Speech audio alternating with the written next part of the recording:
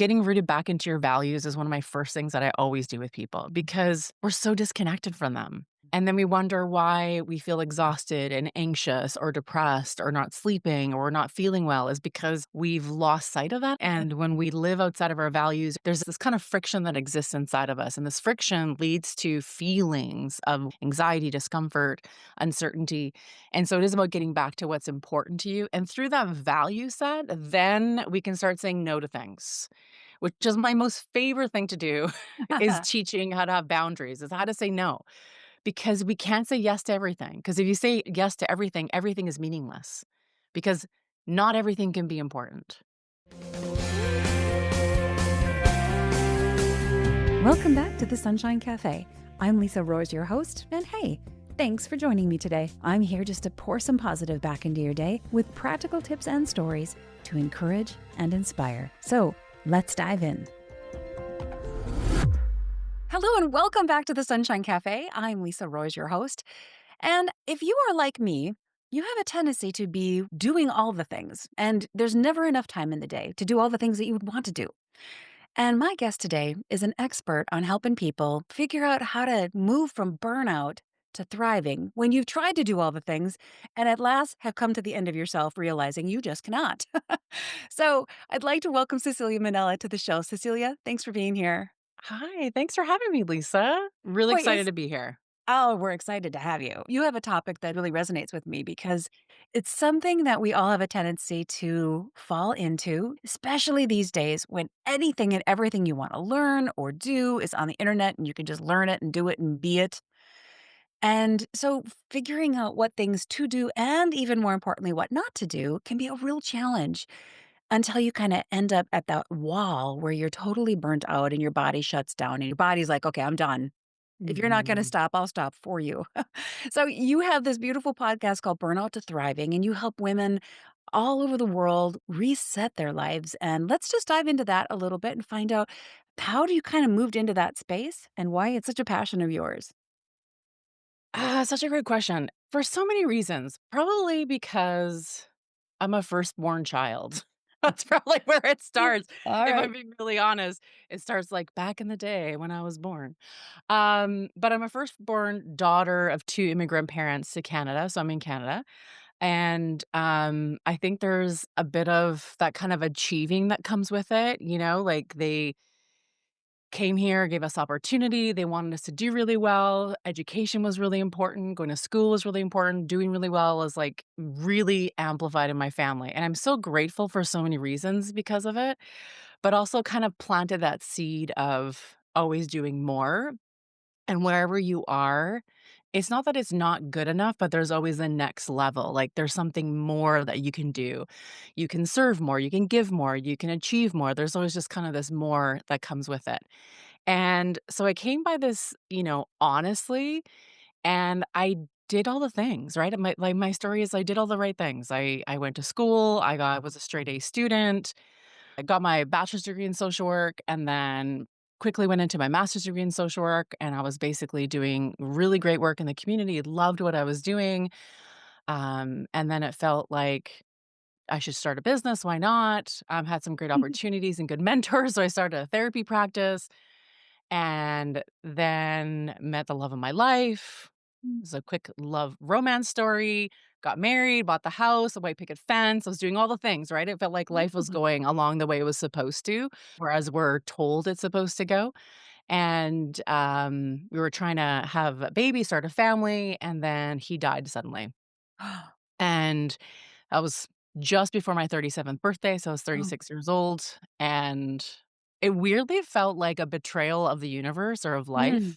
Mhm. That it was like, here are the rules you're supposed to do all these things, and therefore somehow you're gonna be given or you're entitled to this easy, great life. And I think it was probably the first time I hit a wall in that that's just not true. And not that I didn't have challenges beforehand because I did, I put myself through school, I worked full time, went to school full time, it was hard. But there was always a sense of, like, if I just move and I work harder, I'm gonna get to this other place, this promised land, Mhm. the grass is greener and the birds are gonna be chirping and maybe the skies open up and, all the things will happen and the angels will sing and I'll be on the other side and I'll have this perfect life. And so when my husband died suddenly, well, rocked my world personally with grief, but it was also a bit of a wake-up call around all this, like, hustle and doing the good girl thing, right? Or doing the good enough thing, or always trying to be super achieving, Mhm. didn't really guarantee any kind of outcome. And that was a really hard wake-up call for me. And it made me really relook at my life and how much along the way I had been sacrificing my wellness, my well-being, who I was, who I wanted to be for this imaginary future life Mhm. versus being in the moment of my Mhm. life.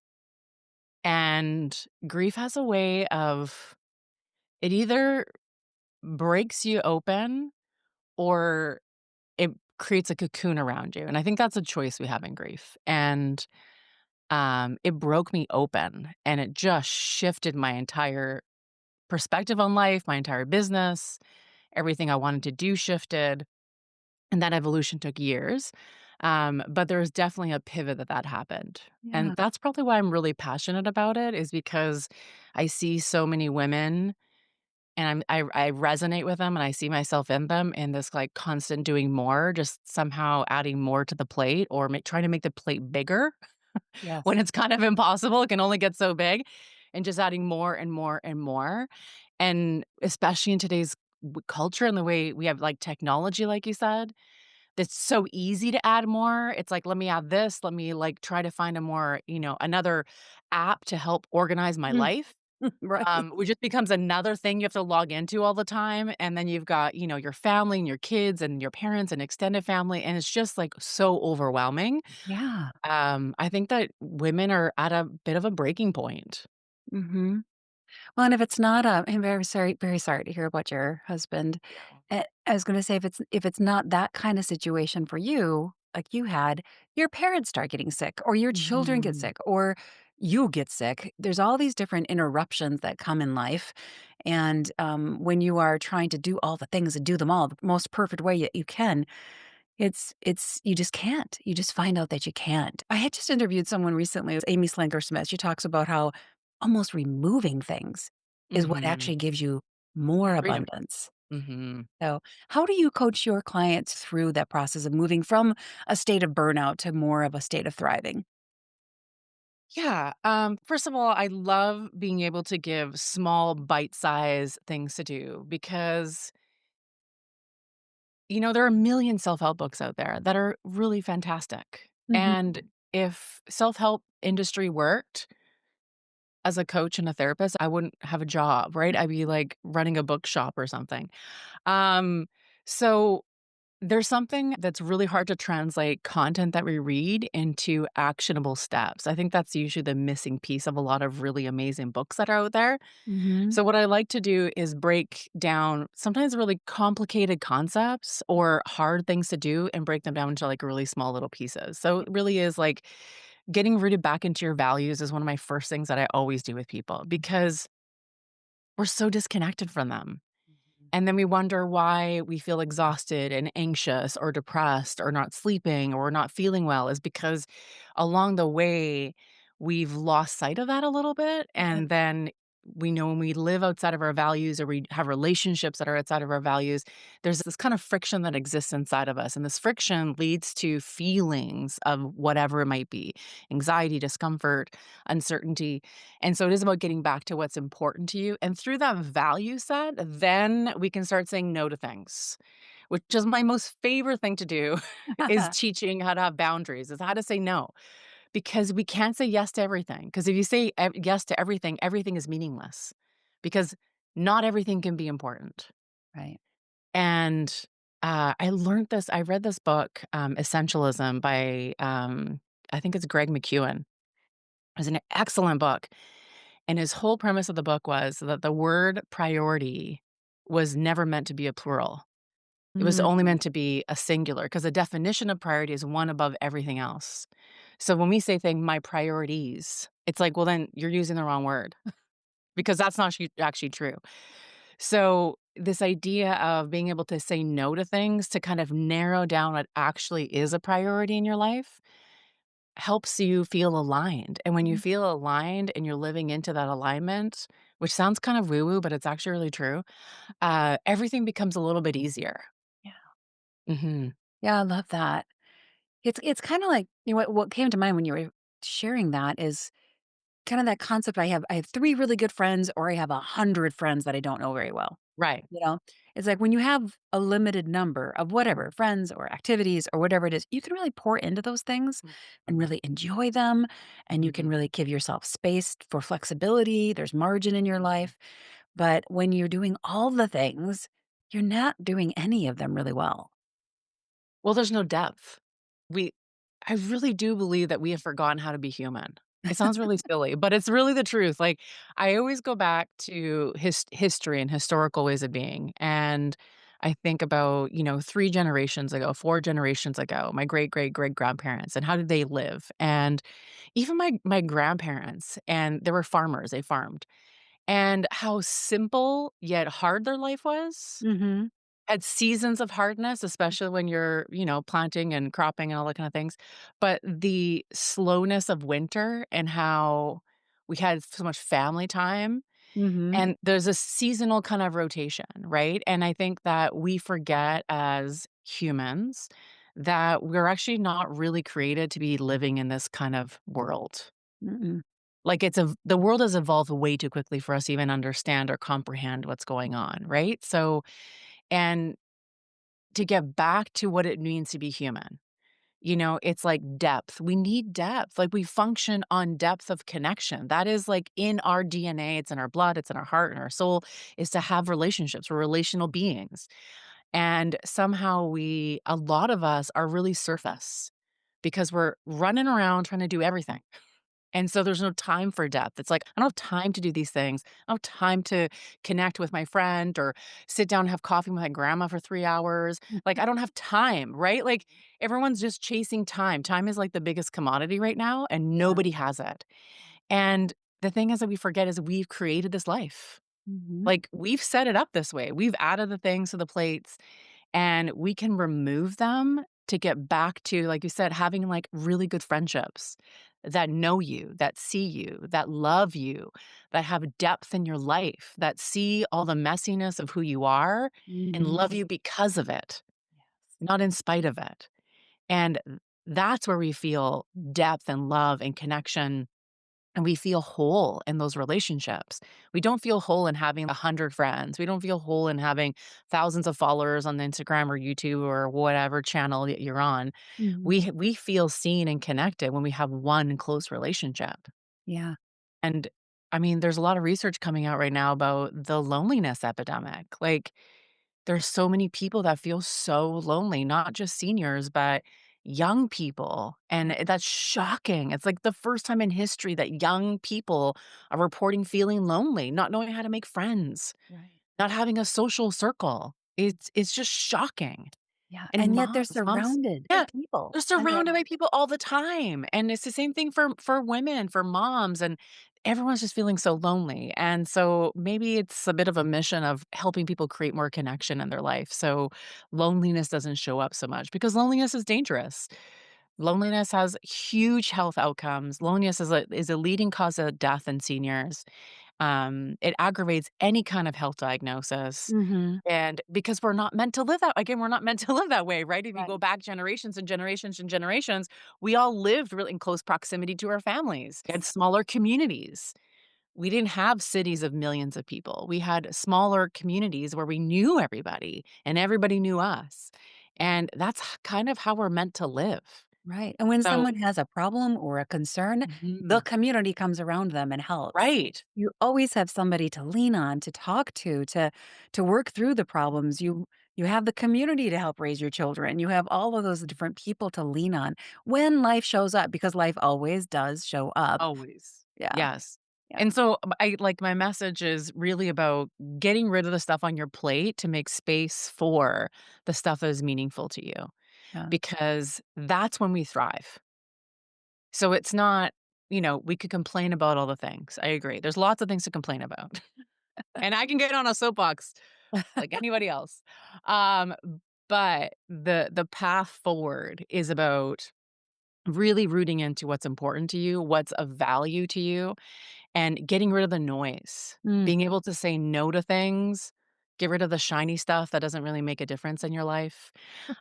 Stop trying to fall into the trends that everyone else is doing because they're also not happy. So let's just stop comparing ourselves to everybody else and just get back into what's important to you as a human on this planet. yeah, And that is the key to thriving is being rooted into that piece of who you are, your own magic, your own being, everything that's special about you.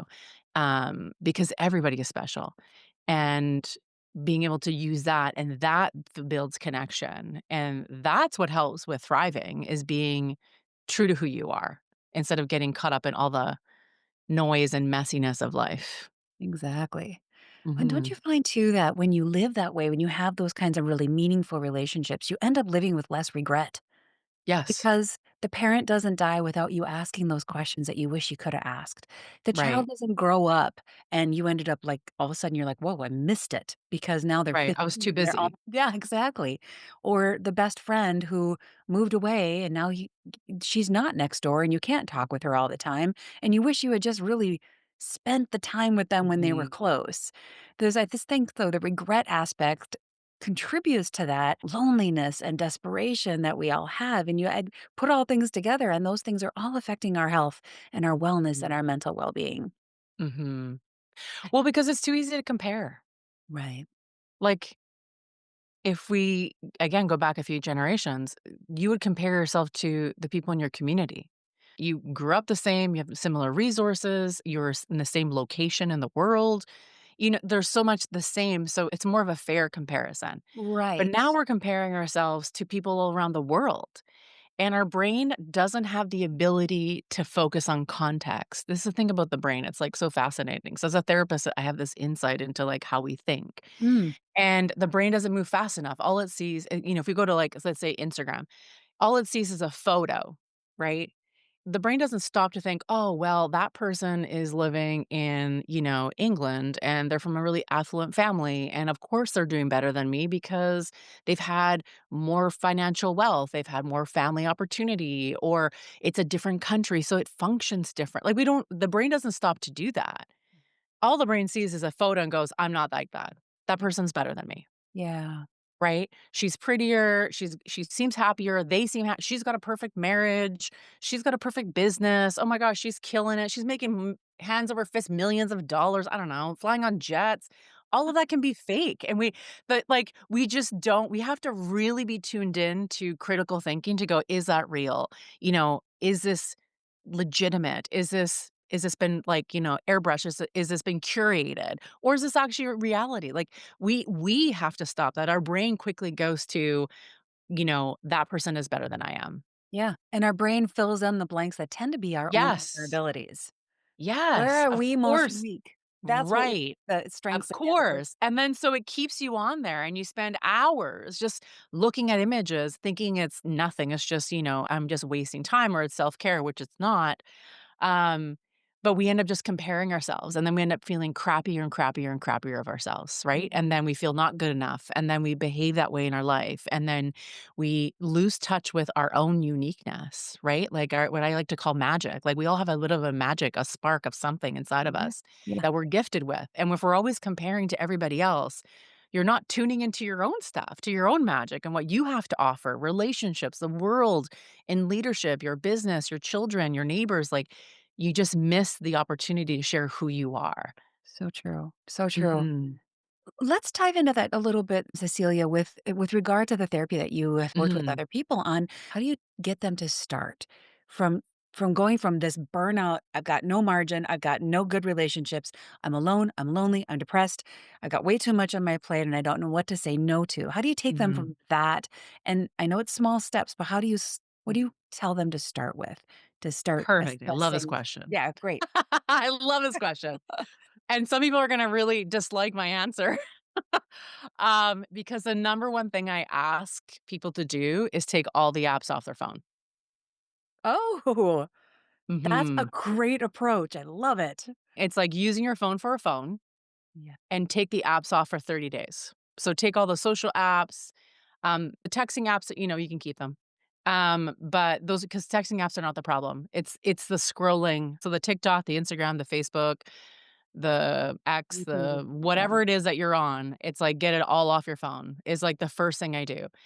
Um, and the reason there's a lot of reasons for this, but because it is really difficult to work with people to help them get back into their lives when they're using a device that we all have around, um, that takes us out of our lives. And so it's like a bit of a detox. There's Mm, some there's some really interesting research, that phone usage activates the same part of the brain that cocaine does. right. It's addictive. So I mean, I've been in this field for long enough. It's been over 24 years, right? So I've seen this like huge shift in people's functioning and what is happening and the advent of technology and the phones and how much they've impacted mental health and wellness in general. So that's my number one first step is take all the apps off your phone for 30 days. And they have to make a commitment to that. Because if they don't make a commitment to that, it's very difficult to continue to move forward in other things. So that would be step number one. And most people have a very anxious response. Mm. Most people like they get really kind of hot and flustered and they panic just a little bit and they'll say things like, "Oh, can I do it tomorrow? I'm not ready yet." I They'll didn't get try the to news like, today. I know it can't happen today. Can I just tell them I'm going to be gone? It's like no one's going to care. Here's the No. thing. No one is actually going to notice when you're gone for 30 days.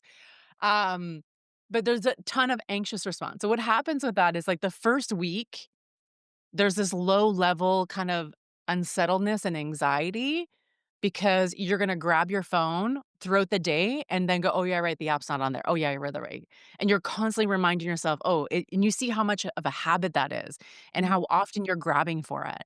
The second week is when you kinda settle into it and you grab your phone less often and you start to feel a little bit bored, and that's Ah, great.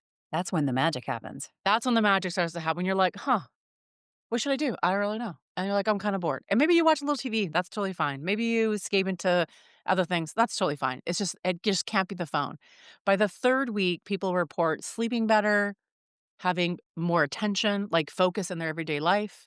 They notice the world around them all of a sudden. Like, Mm. they'll say things like, "I never knew that this tree was right there in my neighborhood. Like, I never paid attention to how beautiful it was." Or, "I never knew that this dog," like, my neighbor was walking that has this dog, and I've walked by this dog a million times, but I've never even know the dog's name.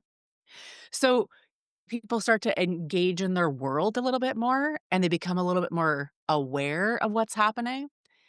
And by the 4th week, like, by the time we get to the end of the 30 days, half of the clients I work with do not put the apps back on their phone Oh, I love that. because they gain time. They realize they're like, "I have so much time." Like, "I started this project, and now I'm going to an art class, and I signed up for yoga, and now I'm taking this class at the community college, and I've seen my friends more often, or I had a really great time with, like, blah, blah, blah." They all of a sudden have time. They're like, "I have so much time now." And they're like, I'm not putting those apps back on my phone." So that's the trajectory of the 30 days, and you need that space of time because if not, then we're constantly competing for that around, like, what do you take off the plate when the phone and the social stuff is, like, the number one issue. Mhm. So that really is step 1. The second thing is once you get to that place of having time, it's time to do an inventory of your life. And it sounds like a really big homework, and it kind of is, but it is a moment to reflect on what are my relationships like? And if I were to rate the quality of my relationships, as in like how close do I feel? How loved do I feel? How safe do I feel? Let's like start rating some of these relationships. And which ones do I want to improve? And which ones are kind of okay the way they are? Because we all have different relationships with different people in our lives. And some are okay to be a little bit distant. But maybe there's some relationships you want more closeness with. I often find this happens with people in marriage or spouses or long-term relationships. It's like, I love my spouse, but it's not like it was when we first met. It's not like it was when we were first dating. We're just so busy all the time. I feel like we're trains passing in the night or we're just parenting. All we're talking about is parenting. I don't remember the last time we actually had fun together. So this relationship, how do we kind of engage? So the second part is taking really good inventory of relationships in your life, but also the relationship you have with work. The Mm, relationship you have maybe with your business or your colleagues or with your job or school or whatever that is. I think that's really important to look at the quality. And then from there, we can start to say no to things. Most people with boundaries jump in too quick to say no to anything that shows up without mhm, really rooting into themselves first and then saying no. Because when you say no, when you've rooted into something that matters to you, like your value of, I don't know, connection, then you share those boundaries from a place of love. yeah, It's not from a place of, like, putting up a wall or putting up a barrier, which often boundaries can be talked about, like, cutting people off. They're to we you know, we've overused the word toxic, especially on social. Everyone's using the word toxic. But we can actually set boundaries from a place of love, a love for the other person who's making a request, but also a love for me and what's important to me. that is I feel like it was a big rant. that was fantastic. I loved it. So, shut off the phone, get away from the phone, and Mhm, then do really that inventory of assessment and mhm, determine what you want to spend your time with. mhm. That makes your life more intentional and less accidental. Right, and we don't I just find it fascinating that all of us do this. It's like we don't even stop to question before we say yes to something. Right. We just we just say it so easily, Yeah. and then we regret it, or we get resentful of it, Right. and that's the hardest thing to carry when you say yes to something, and then you're like, "Oh, I should have said no, and now I gotta do this, and I gotta move this around, and da da da," and then that person isn't grateful enough or Right. thankful enough. Yeah. And then you are more upset and more resentful because they have no idea what you had to, like, pretzel yourself into to make this happen because they have no idea. Because you just said yes, why would they think it was a problem, Right. Right. right? And so then what it does is when we overly say yes to things, we actually ruin relationships. Mm, We actually cause harm. We think we're, like, building something, but the truth is we're causing harm because we're holding resentment, and we hold these feelings and that creates distance and friendships and relationships instead of actually creating closeness, which we think the yes is actually going to create a lot of closeness, but it actually doesn't. So until we get rooted into what's important to us, then we're just saying no for the sake of saying no. And then they don't last. Like it doesn't last. And you're like, oh, I said no, but now I'm going back on my word. Because that's the worst thing you're going to do is don't say no and then go back on your word. Like you're just teaching people your no means nothing. right. You're just teaching them that you need to push a little bit harder or convince you or sell you whatever they want you to say yes to, once you go back on your word. But I think it's important to say yes to the things that really light your heart on fire.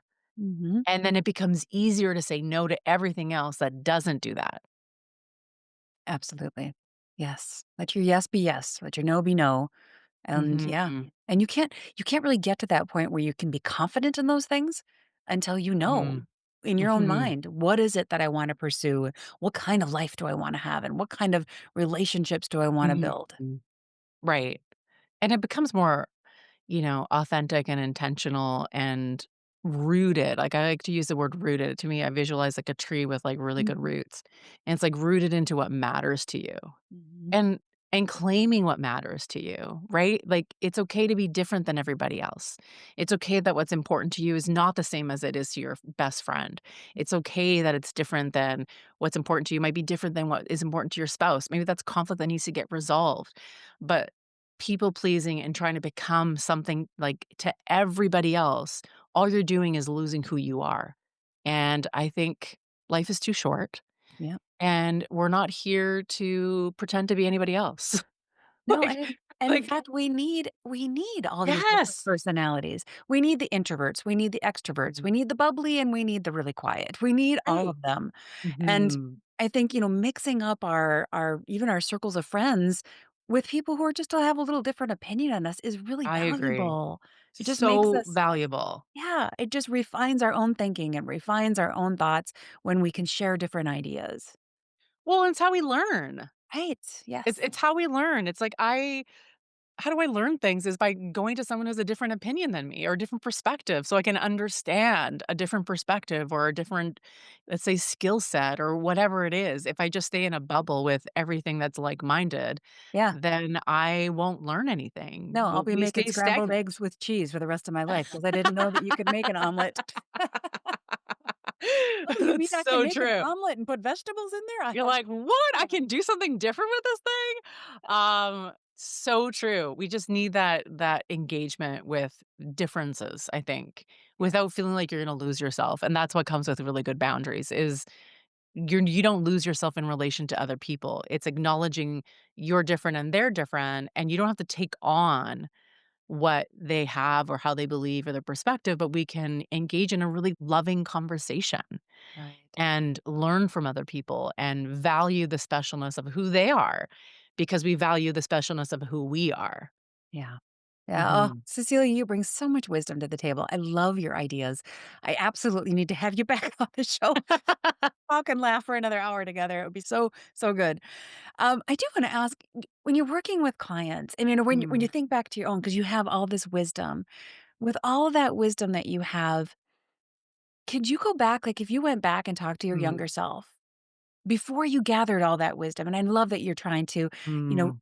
deliver that kind of insights out to your clients and to the people you work with via your podcast and the connections there. But what would you say to your younger self Oh, it's of such a good wisdom? question. I think I would tell her to slow down a little bit, Mm, to not be so rushed to get somewhere because that somewhere is right here.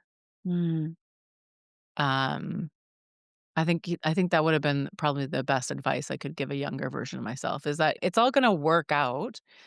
Um, everything I've set my mind to, let's say, when it comes to my career and business has worked, in a sense. But I was in a rush. And I think that uh I don't think anyone gave me that advice. I think the advice I was given was go harder, go faster. Go faster, big go one. faster, go Mm, faster. mm, Hustle harder, do more, do more, do more, do more. Um, and it would have been great if I had had a mentor or somebody say, I think you just need to slow down just a little bit. yeah. And I hope that's what I bring to the business coaching world and the personal coaching world. Um, because the most meaningful coaches and therapists I've ever had in my own life were people who said, can you just pause? Can you just slow down? Can you just stop for a moment? Just stand still." Standing still was not easy for me. Grief made me stand still. Like there's nothing that will stop you in your tracks and when you're dealing with grief. Mm, But I think there's so much value in just standing still for a moment and not feeling the pressure to move or to hustle or to do the next thing. And I think I would have enjoyed the process just a little bit more. I think I would have been able to acknowledge the achievements, let's say, along the way, the smaller kind of steps towards where I'm going instead of holding on to, like, I don't get to celebrate till I get way over there. I think that would have been really great advice. yeah, enjoying the journey, if you will, Mhm. and being in the moment and Mm, understanding that, yes, you can do all the things and you have your whole life to do all mhm. the things. You don't have to do them all before next Tuesday. Right. Yeah, and it's so cliche, right? Slow down, enjoy the moment. But there's so much value to some of these cliche things that we say because I think that what happens when we slow down is there's a moment to reflect and ask, is this still what I want? And I find so often with people is like it just becomes this kind of snowball effect Mhm. and you're just like in the momentum of something and you're like, "I don't even know if I want this anymore, but I'm so in it already." Like, I've sunk so much as like, I think they call the sunk cost benefit. Like, you've sunk so much in it already, whether it's energy, time, whatever it is, you invested so much that you don't have the moment to stop it and ask yourself, "Do I still want this in Mm, this way, mm, or do I want it differently?" Right? So, there's so much value in just pausing, reflecting, taking a moment. Um, the process would have been a little bit easier if I just slowed down just a little bit. yeah, Mhm. that's great advice, great advice. Well, you have a podcast I do. called Burnout to Thriving, It and I is, know you have a yes. practice at well, how do people find you if they wanted to reach out to you for either of those situations? You can find my podcast anywhere podcasts are, Great. like Spotify, Apple, all the things. And that's an easy place to find me. You can find me on Instagram, Cecilia Mannella. You can find me on my website, ceciliamannella.com. I spend a lot of time on LinkedIn more than anything else. Sure. Um, Sharing advice and having newsletters and whatnot. So, you can just I mean, it's a very unique name, Cecilia Mannella. There's not very many of us out there, so I'm pretty easy to find, Okay. in that way. So, yeah, and I hang out every week on my podcast, and I just share different thoughts and ideas around burnout, and what comes with that is lack of energy and boundaries, but also how we came to this place. I did an episode recently on just like the emotional load that women carry, the invisible load, Mhm. and shared some really interesting. Like, I'm a bit of a nerd, so I love to share like research that comes with it, and just some ideas of how this came to be. And yeah, it's a pretty fun. I think it's a fun podcast, and I get emails all the time, people thanking me for it and saying they find it valuable and helpful. And so I just love to share some ideas in there too. So Wonderful. Well, Cecilia Mannella, people go out there and find her, subscribe, like it, share it, all of that good stuff. thanks, Lisa. Before we wrap up, is there any kind of closing things, anything that's still on your mind? Any final words you want to pass along? Yeah, I just really encourage people to take stock of their life a little bit. I know that it's easy to get wrapped up in like the every busyness of your life, but the exercise of being able to just take a moment to step out of it and look into it from an outsider's perspective and ask yourself, is this what I want? Mm, And if it isn't, it doesn't mean like you can fix that, you can change that, you can transform that. And doesn't mean getting rid of people of your life. It means that what's on your plate probably needs to get reevaluated. You're probably carrying a backpack full of stuff mm. that you don't even know is there. It's kind of like that purse that has everything in it. And then you dump it out and you're like, what is in here? What is in this purse? Like, when did that get in there? That is such a Um, great analogy. you find the most random things and you're like, "Oh, there's that thing I was looking for that I couldn't find, and I bought 3 other things of these things." Mhm. Or that favorite lipstick you had that you thought you couldn't find, and there it is at the Yeah. bottom of a purse. Like, we're all carrying around this bag full of stuff, and there's so much value in dumping it out and really asking yourself, "Do I wanna keep the stuff? Or some of the stuff expired needs to go, and do I need to make space for something new and exciting?" So, I encourage people to do that. Great, great advice. I'm gonna do that this afternoon. Thank you. Especially when you find the thing at the bottom of the purse, you're like, "Wow, I haven't used that shade of lipstick for, like, 2 years." Yeah, it's like, "Oh, yeah, time to clean out the bag." Exactly. Sometimes it's Well, time to clean out the bag. exactly. Cecilia, thank you so much for your Thanks, time and space. I've Lisa. loved having you on the show. We need to have you back. Thank you. I love Cecilia's energy, and I have 9 life-giving takeaways for you today. Number 1, burnout doesn't ask for permission. If you don't stop, your body eventually will. Burnout creeps in quietly until one day it just shuts you down completely. And by then, you're already deep into the danger zone and potentially at the point of causing permanent damage to your health. So before you get there, learn to manage your yeses and your nos so you don't get burned out. Number 2, root yourself into your values. Disconnection from our values leads to exhaustion and anxiety and discontentment. But when you're grounded in what matters most, then relationships are easier, decision making gets easier, and all areas of our life feel even more meaningful, even when life gets hard. Number 3, not everything deserves a yes. Saying yes to everything and making everything some kind of priority means that nothing is important or meaningful. Boundaries are not there to be barriers. They're beautiful tools to help bring you back to your true self, and they allow you to live a more meaningful, purposeful, peaceful life with relationships and work that you really enjoy, and it'll help you capitalize on your unique gifts. Number 4, slowing down is actually more productive. Stillness feels countercultural, but it's here where we find clarity. It's not about doing more, but doing more of the right things and less of the things that don't align with you and your values. So slow down a little bit because it gives you a chance to reevaluate whether the things you're chasing are still the things that are aligned with who you have become. Number 5, we are not machines. We are human, and we need to reconnect with what that really means. Reclaiming humanity means honoring seasons of rest and making room for deep, meaningful connections. Not more connections, but a few real, authentic, and deep, meaningful friendships, giving ourselves the margin to take in the beauty around us. We are more than just output creators. We are human, and we need real connection to know and feel our purpose in this life. Number 6, detox from all the app noise on your phone.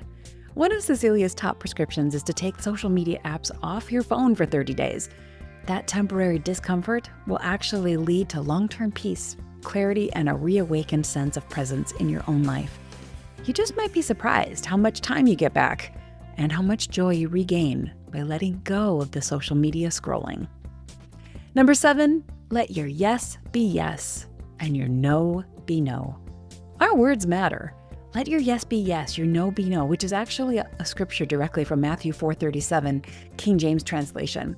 Don't say yes out of guilt or people-pleasing only to then later regret it. And don't say no and then waffle later on your words and decide to say yes. By doing so, you're just teaching your children, your coworkers, your friends, your acquaintances that your words don't matter and that you can be manipulated. Understand what your values are and then own your yes and own your no. A yes that's rooted in authenticity is going to energize you instead of draining you or making you feel some kind of resentment. Saying yes when you really don't mean it can actually damage relationships. So take a little time to get clear on what you want and what your values are, and then let your yes be yes and your no be no. Number 8, reclaim your magic. Comparison robs us of our joy. We were never intended to compare ourselves on the world stage. Remember, Cecilia told us that our brains cannot maintain that level of context. We were intended for small communities and prioritizing how we fit there, not on the world stage. Your uniqueness is your gift. It's your greatest asset, but you'll never fine-tune your gifts while scrolling through someone else's highlight reel. So let the comparison go and reclaim that unique magic that only you can bring to the world. And finally, number 9, do a life inventory. It's time for all of us to take out that metaphorical bag that we're carrying around with us and dump it out. Go through all of those life items, the calendar commitments and projects, and ask yourself, what should stay? What brings you joy? What should go? And what might you want to create some room to bring into that bag of goodies for the next chapter of your life? Reflection leads to intentional living, and that's what opens up the door to move from burnout to thriving and living a life you love. Thank you so much for joining me today. Please share this episode because, again, you never know what kind of encouragement might be in our conversation that someone else needs to hear. So pass it on, like it, share it, and subscribe. Let's work together to flood the world with more encouragement. Until next time, my friends, stay encouraged, be inspired, and we'll see you next time right here at the Sunshine Café.